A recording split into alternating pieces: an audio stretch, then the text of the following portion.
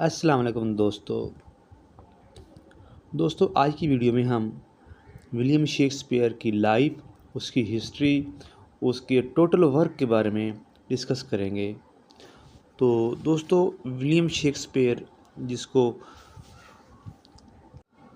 The bird of Avon भी कहा जाता है।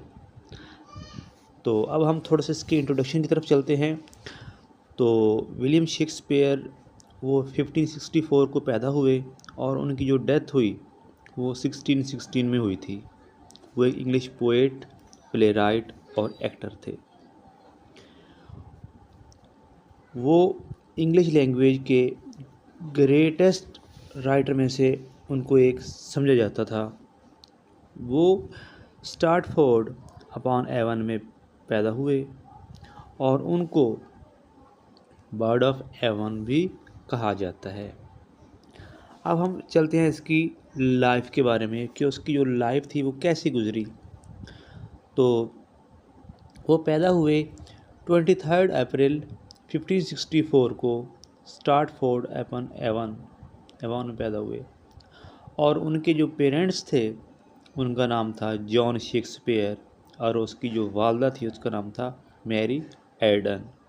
ये उसकी वालदा का नाम था। तो जब विलियम शेक्सपियर की एज 18 साल की हुई तो उसकी शादी हो गई थी। जो लेडी थी उसका नाम था एनी हैथवे, उसके साथ उसकी शादी हुई थी। अब उसके जो चिल्ड्रन हैं वो कौन कौन से हैं? उसके जो चिल्ड्रन हैं उनमें से सुसाना और एक जो ट्विन्स हुए थे उनमें हेमनेट एंड जूडिथ, ये उनके 3 बच्चे थे। अब हम बात करते हैं उसके कैरियर और उसके वर्क्स की कि उसने अपनी लाइफ में क्या कुछ किया है।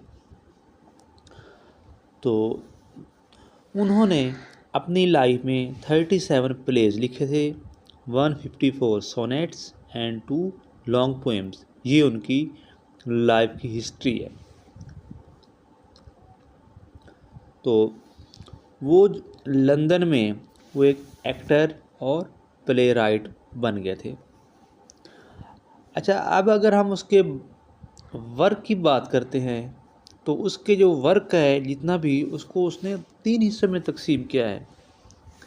उसके जो first tragedy, second comedy and third histories, ये उसकी जो वर्क है उसको 3 पोर्शन में डिवाइड किया गया है। तो अगर हम बात करते हैं ट्रेजेडी की तो इसमें जो उसकी इम्पोर्टेंट जो उसकी वर्क है, उसका इम्पोर्टेंट वर्क जो है उनमें Hamlet, Macbeth, Othello and King Lear, ये 4 जो हैं ये उसकी ट्रेजेडीज़ हैं। ये जो प्ले हैं 4 ये उसकी ट्रेजेडीज़ में इंक्लूड हैं। अगर हम बात करते हैं कॉमेडी की तो उसकी कॉमेडी में ए मिडसमर नाइट्स ड्रीम, ये as you like it, 12th night, ये 3 जो प्लेज हैं ये उसकी कॉमेडीज़ में इंक्लूड है। अब अगर हम बात करते हैं हिस्ट्री की बात करते हैं तो दोस्तों विलियम शेक्सपियर ने बहुत सारा वर्क किया हिस्ट्री पे भी। तो जिनमें से Richard third, Henry fourth, Henry fifth, तो ये दोस्तों ये प्ले हैं ये हिस्ट्री के बारे में हैं।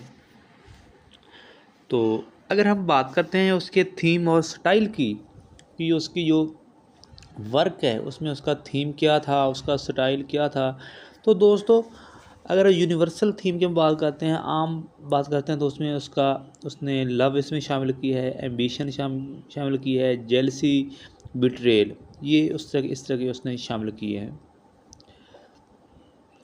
आगे नेक्स्ट है rich imagery and poetic language. उसमें उसने इमेज का बहुत ज़्यादा यूज़ किया, इमेजरी का उसने बहुत ज़्यादा यूज़ किया है, फिगर ऑफ स्पीच का। और उसकी जो लैंग्वेज थी वो पोएटिक हुआ करती थी। पोएट्स जैसे बोलते हैं ना शेर की सूरत में, वैसे उसकी पोएट्री, उसकी स्टाइल हुआ करता था। तो नेक्स्ट है deep understanding of human emotion. तो वो जो थे वो इंसानी जज्बात जो थे उनको वो अच्छी तरह से वो समझते थे। Added many word and phrases to English, उसने इसके बहुत सारे वर्ड और फ्रेजेस जो थे वो उसने इंग्लिश में यूज़ किए हैं। अब लास्ट जो हमारा है वो है लेजेसी, मीरास। अब वो क्या कुछ उनकी जो मीरास में रहा। पहले तो बात करते हैं उनकी डेथ कब हुई थी। उनकी जो डेथ वो 23 अप्रैल 1616 में हुई थी।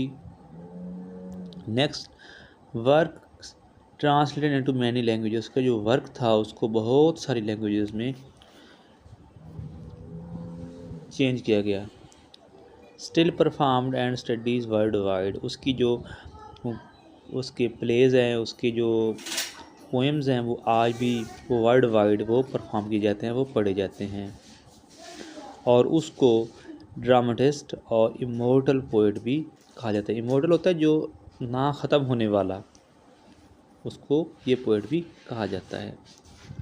तो दोस्तों ये तो रही आज की हमारी वीडियो। तो मिलते हैं नेक्स्ट वीडियो में। मेरी आपसे एक ही रिक्वेस्ट होती है कि आप मेरे वीडियो को लाइक करें, मेरे चैनल को सब्सक्राइब करें और अपनी राय का इजहार देने के लिए आप कमेंट बॉक्स का यूज़ कर सकते हैं।